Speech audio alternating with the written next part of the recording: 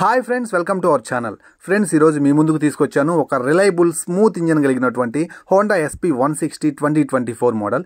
ఈ వీడియోలో నేను ఈ వెహికల్ని కంప్లీట్గా రైడ్ చేసి అన్ని విధాలా టెస్ట్ చేసి మీకు రైడ్ రివ్యూ అయితే మాత్రం నేను షేర్ చేసుకుంటాను మీతోటి. సో వీడియో ఎక్కడ స్కిప్ చేయొద్దు, లాస్ట్ వరకు చూడండి. అలాగే ఈ వెహికల్ యొక్క ఆన్ రోడ్ ప్రైస్ 2024లో ఎంత ఉంది, ఎంత మైలేజ్ ఆఫర్ చేస్తుంది, సో ఇంజన్ యొక్క పర్ఫార్మెన్స్ ఎలా ఉంది, నేను రైడ్ చేస్తున్నప్పుడు నాకేమనిపించింది, సస్పెన్షన్ ఎలా ఉంది, రోడ్ మీద మనం వెళ్తూ ఉన్నప్పుడు అన్ని రకాల టెస్ట్ చేసినప్పుడు ఇన్ టర్మ్స్ ఆఫ్ బ్రేకింగ్ కావచ్చు, రోడ్ గ్రిప్ కావచ్చు, ఇవన్నీ ఎలా ఉన్నాయనే దాని గురించి క్లియర్గా మాట్లాడుకుందాం. సో మీకు ఇంకొక నోట్ ఏంటంటే, నేను ఈ వెహికల్ని మా ఫ్రెండ్ దగ్గర నుంచి తీసుకొచ్చుకున్నాను. సో మా ఫ్రెండ్ని అడిగి ఓనర్షిప్ రివ్యూ కూడా ప్లాన్ చేస్తాను. ఎప్పుడైతే మీరు ఈ వీడియోకి 1000 లైకులు కనుక కొట్టి నాకు సపోర్టివ్గా నిలుస్తారో అప్పుడు నేను మీకు జెన్యూన్ ఓనర్షిప్ రివ్యూ కూడా నేను మీతో షేర్ చేసుకుంటాను. సో వీడియో ఎక్కడ స్కిప్ చేయొద్దు, లాస్ట్ వరకు చూడండి. అండ్ కొత్త వాళ్ళు ఎవరైనా చూస్తుంటే ప్లీజ్ గైస్ సబ్స్క్రైబ్ చేసి చూడండి. మీరు సబ్స్క్రైబ్ చేసినట్లయితే all new content, 2 wheeler content మీకు ఎప్పటికప్పుడు వస్తుంది. సో బెల్ సింబల్ యాక్టివేట్ చేసుకోండి, నేను చేసే ప్రతి వీడియో మీకు నోటిఫికేషన్లో వస్తుంది. ఒక 2 మినిట్స్ పాటు ఈ వెహికల్ యొక్క మేజర్ స్పెసిఫికేషన్ మాట్లాడుకుని తర్వాత రైడ్ చేద్దాం. సో ముందుగా ఇంజన్ గురించి మాట్లాడుకుంటే, దీంట్లో యూనికార్న్ ఇంజన్ని ప్లేస్ చేశారనమాట. సో మనకి single cylinder 4 stroke fuel injection system కలిగినటువంటి ఎయిర్ కూల్డ్ ఇంజన్ 177 మిల్లీమీటర్ల గ్రౌండ్ క్లియరెన్స్ తోటి అయితే ఆఫర్ చేస్తున్నారు. కిక్ రాడ్ మిస్ కాకుండా వస్తుంది. సో మీకు ఇంజన్ గార్డ్ కూడా ప్రొవైడ్ చేస్తున్నారు. అదైతే మాత్రం ఫైబర్ ప్లాస్టిక్ కాదు, మెటల్ బిల్డ్ క్వాలిటీ అయితే కలిగి ఉందన్నమాట. ఇక్కడ మీరు బ్రేక్ చూడొచ్చు. And 5 speed manual gear box తోటే వస్తుంది. టెక్నికల్గా మాట్లాడుకున్నట్లయితే 13.27 bhp పవర్ని, అలాగే 14.58 Nm టార్క్ని ఇది ప్రొడ్యూస్ చేస్తుంది అనమాట. సో మంచి రిలయబుల్ ఇంజిన్ అని చెప్పొచ్చు. మీరు లాంగ్లోకి వెళ్తున్నప్పుడు చక్కగా అయితే మాత్రం సౌండ్ లేకుండా స్మూత్గా అయితే వెళ్ళిపోతుంది. ఇంజన్ యొక్క కెపాసిటీ, పవర్ అండ్ టార్క్ ఎలా ఉంది, అండ్ గేర్ సిస్టమ్ ఎలా ఉంది, ఇలాంటి విషయాలన్నిటి గురించి మనం రైడ్ చేస్తూ మాట్లాడుకుందాం. ఇక బ్యాక్ సైడ్ మనకి ప్రొఫైల్ చూసుకున్నట్లయితే 130/70 17" ట్యూబ్లెస్ టైర్ అయితే ఆఫర్ చేస్తున్నారు. ఇది డ్యూయల్ డిస్క్ వేరియంట్ అనమాట. మీకు కావాలంటే సింగిల్ డిస్క్ కూడా ఉంటుంది, బ్యాక్ సైడ్ డిస్క్ రాకుండా. సో బ్యాక్ సైడ్ డిస్క్ వచ్చేసరికి మనకి 230 మిల్లీమీటర్ల డిస్క్ బ్రేక్ అయితే ఆఫర్ చేస్తున్నారు. పెటల్ డిస్క్ ఆఫర్ చేస్తున్నారు కాబట్టి మీరు కంటిన్యూస్గా బ్రేక్స్ కొడుతున్నప్పుడు బ్రేకింగ్ ఎఫికసీ చాలా బాగుంటుంది. అండ్ మీకు ఫ్రంట్ వీల్ వచ్చేసరికి బ్యాక్ సైడ్ వీల్కి కాంబినేషన్ కాదని నా ఒపీనియన్. ఎందుకంటే 80/100 సెక్షన్ టైర్ తోటి సరిపెట్టేశారు. మినిమం 90/90, 100/80 ఇచ్చినట్లయితే చాలా బాగుండేది. అండ్ 280 మిల్లీమీటర్ల డిస్క్ బ్రేక్ అయితే ఫ్రంట్లో మనం చూడొచ్చు. సింగిల్ ఛానల్ ABS కూడా ఫ్రంట్ వీల్లో ఉంటుంది కాబట్టి ప్యానిక్ సిచ్యువేషన్లో, ఎమర్జెన్సీ సిచ్యువేషన్లో మీరు సడన్ బ్రేక్ మొత్తం పట్టేసుకున్న ఫ్రంట్ వీలు మీకు బండి స్కిడ్ అవ్వటం లేదంటే పడిపోవడం అనేది జరగదన్నమాట. నెక్స్ట్ సీట్ కంఫర్ట్ గురించి మాట్లాడుకున్నట్లయితే సింగిల్ సీట్ ఆఫర్ చేశారు. ఫ్యామిలీకి బాగుంటుందా అంటే యంగ్ లేడీస్ ఉండే ఫ్యామిలీకి బాగుంటుంది, కానీ కొంచెం ఏజ్డ్ పీపుల్స్ ఉండే వాళ్ళకి సెట్ కదని నా ఒపీనియన్. ఎందుకంటే పిలియన్ సీట్ కొంచెం హైట్లో ఉంది. సో అది దృష్టిలో పెట్టుకుని కొనుగోలు చేయండి. అండ్ యావరేజ్ రైడర్స్ కూడా ఖచ్చితంగా దీన్ని దృష్టిలో పెట్టుకోవాలి. 790 mm అయితే సీట్ హైట్ అయితే ఉంది. సో టెస్ట్ రైడ్ చేసేది తీసుకోండి. 5.5 ఉండేవాళ్ళు అయితే టెస్ట్ రైడ్ చేయండి. Back side 5 step adjustable monoshock suspension ఇచ్చారు, చాలా బాగుంది. అండ్ ఫ్రంట్ సైడ్ వచ్చేసరికి ఇది నాకు 35 Nm అనుకుంటా. సో ఈ సస్పెన్షన్ అయితే ఈ వెహికల్కి సరిపోలేదు. వెహికల్ చాలా పెద్దది. సో మనకి 41 Nm టెలిస్కోపిక్ సస్పెన్షన్ ఇవ్వాల్సింది. చాలా అంటే చాలా బాగుండేది. సో ఇవి కొంచెం, అలాగే ఫ్రంట్ టైరు ఇవి కొంచెం హోండా కంపెనీ వాళ్ళు చూసుకుంటే బెటర్ అని నా ఒపీనియన్. బిల్డ్ క్వాలిటీ అయితే మాత్రం పర్వాలేదు, బాగానే ఉందని చెప్పొచ్చు. ఎవ్రీ పార్ట్ అయితే చక్కగా రెడీ చేశారు.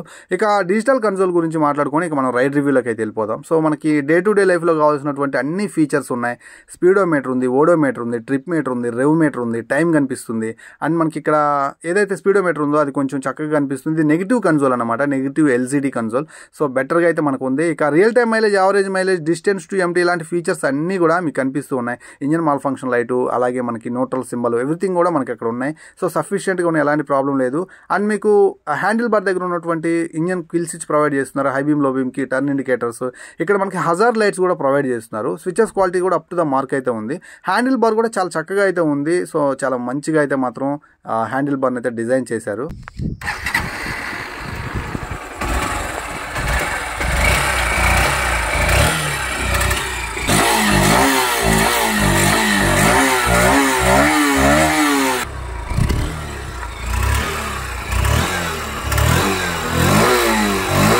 So engine sound and exhaust note విన్నారు కదా మీరు, అంటే ఫోన్లో చూస్తున్నారు కదా, మీకు స్పీకర్ నుంచి ఎలా వస్తుందో తెలియదు కానీ రిఫైన్డ్గానే ఉంది.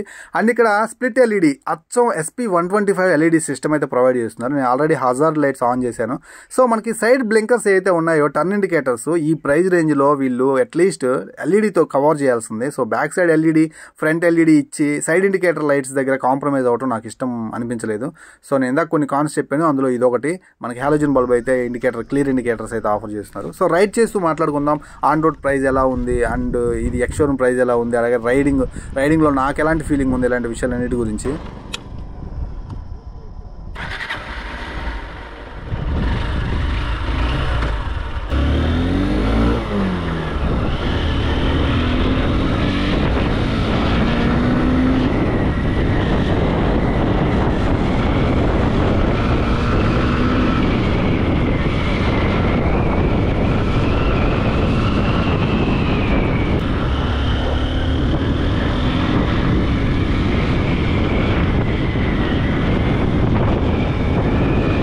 ఫ్రెండ్స్ బండి యొక్క రివ్యూయింగ్ చూశారు కదా మీరు. సో నాకేదో చెప్తాను.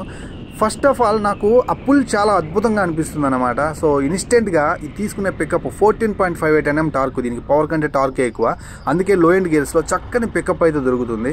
ఇక 13.27 PS పవర్ ఫిఫ్త్ గేర్లో ఉన్నప్పుడు అంత డామినేషన్ అయితే ఏమనిపించట్లేదు. పవర్ అనేది ఏంటంటే మనకి లాంగ్ రన్లో హై స్పీడ్లో ఉపయోగపడుతుంది అనమాట. సో యావరేజ్ పవర్ ఉంది. సో టార్క్ మాత్రం చాలా బాగుంది. సో సిటీ కమ్యూట్ చేయడానికి one of the best machine అనమాట. సో ఇక పవర్ కూడా తక్కువ ఉంది కాబట్టి మంచి మైలేజ్ కూడా ఇది ఆఫర్ చేస్తుంది. మీరు మిక్స్డ్ కండిషన్స్లో డ్రైవ్ చేస్తే మాత్రం ఇది మీకు 40 to 45 ఇస్తుంది. సో మీరు కనుక హైవే మీద చక్కగా కనుక నడిపించుకుంటే లిమిటెడ్ థ్రాటిల్ ఇస్తూ సో 60-70 దగ్గర నడిపించుకుంటే ఈజీగా 50కి రీచ్ అయ్యే అవకాశం అయితే ఉంటుందన్నమాట. సో అలాగే నెక్స్ట్ ఈ వెహికల్ యొక్క ఆన్ రోడ్ ప్రైస్ గురించి మాట్లాడతాను. డ్యూయల్ డిస్క్, సింగిల్ డిస్క్ ఉంది అని చెప్పాను కదా. డ్యూయల్ డిస్క్ వేరియంట్ ఇది. సో ఇది వచ్చేసరికి 1,50,500 రూపాయలు అయితే పడింది. నేను ఒంగోలు నుంచి అయితే చెప్తున్నాను. మీ ఏరియాలో కూడా ఆల్మోస్ట్ 2,000 నుంచి 3,000 రూపాయలు అటు ఇటుగా అయితే ఉండొచ్చు, తగ్గొచ్చు, పెరగొచ్చు.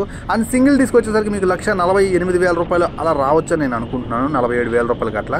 సో ఈ ప్రైస్ రేంజ్లో ఈ వెహికల్ని కొనొచ్చా అంటే ఫ్యామిలీస్కి ఎక్కువగా యూజ్ చేయకుండా ఎక్కువ లాంగ్ రైడ్స్కి వెళ్ళే వాళ్ళు, సిటీ కమ్యూట్ చేసే వాళ్ళకి ఈ వెహికల్ చక్కగా సూట్ అవుతుందని నా ఒపీనియన్. ఎందుకంటే వెహికల్ చాలా అంటే చాలా స్టేబుల్గా ఉంది, మంచి స్మూత్ రిలయబుల్ ఇంజిన్ అయితే ఉంది. సో గేర్లు వేసుకునేటప్పుడు తీసుకునేటప్పుడు ఎక్కడ కూడా నాకు ఆ ల్యాగ్ లేదు, చక్కగా అయితే పడుతుంది. సౌండ్ అయితే మాత్రం మనకి ఎక్కడ కూడా విండ్ నాయిస్ తప్పితే మనకి ఇంజన్ నాయిస్ అయితే కనిపించట్లేదు. అండ్ హ్యాండిల్ బార్ కూడా చాలా చక్కగా అయితే ఉందన్నమాట. సో అప్ రైట్ పొజిషన్ కాదు, అందుకని డౌన్ సైడ్ పొజిషన్ కాదు, చక్కగా మనకి ఫ్లాట్గా ఉంది, చక్కగా వెళ్ళిపోవచ్చు అన్నమాట. అండ్ విజిబిలిటీ అయితే వచ్చేసరికి డిజిటల్ కన్సోల్ యొక్క విజిబిలిటీ డే టైంలో చక్కగా కనిపిస్తుంది. రివర్స్ LCD కన్సోల్ అన్నమాట, చక్కగా కనిపిస్తుంది. సో ఎలాంటి ప్రాబ్లం లేదు, మనకి డే టు డే లైఫ్లో కావాల్సినటువంటి అన్ని ఫీచర్స్ ఉన్నాయి. ఇక సస్పెన్షన్ గురించి మాట్లాడదాను. ఇప్పటి వరకు నేను మామూలు రోడ్లో డ్రైవ్ చేస్తూ నాకు సస్పెన్షన్ అర్థం కాలేదు. సో ఇప్పుడే ఈ వెహికల్ యొక్క సస్పెన్షన్ అయితే నేను ఫీల్ అవ్వగలుగుతున్నాను. బ్యాక్ సైడ్ సస్పెన్షన్ కొంచెం స్టిఫ్ ఉంది.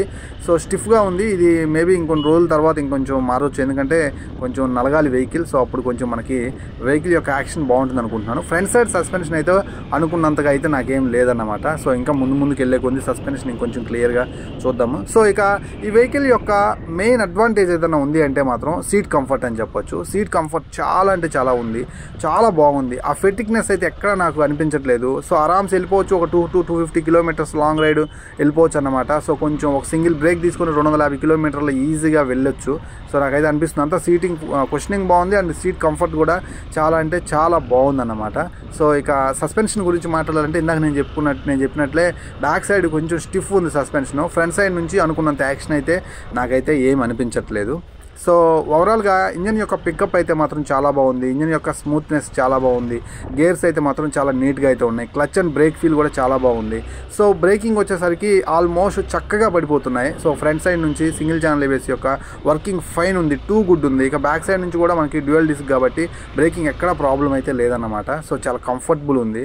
సో నా ఒపీనియన్ అయితే ఇది వెహికల్ మీద. సో 1,50,000 రూపాయల ప్రైజ్లో డ్యూయల్ డిస్క్ని కన్సిడర్ చేయొచ్చా అంటే, సో ఎవరైతే ఫ్యామిలీ కోసం కొంచెం తక్కువ వాడతానో, ఎక్కువగా డైలీ కమ్యూట్ చేస్తాను, సిటీ కమ్యూట్ చేస్తాను, అప్పుడప్పుడు లాంగ్ రైడ్స్కి వెళ్తాను అనుకున్న వాళ్ళకి ఒక మంచి స్మూత్ ఇంజన్ తోటి బెటర్ మైలేజ్ తోటి హోండా SP 160 అయితే మాత్రం నేను మీకైతే సజెస్ట్ చేస్తాను. సో ప్లీజ్ లైక్ చేస్తారని ఆశిస్తున్నాను. 1000 లైకుల కంటే ఎక్కువ చేస్తారనుకుంటున్నప్పుడు మీకు జెన్యూన్ ఓనర్షిప్ రివ్యూ కూడా నేనైతే మీతో షేర్ చేసుకుంటాను.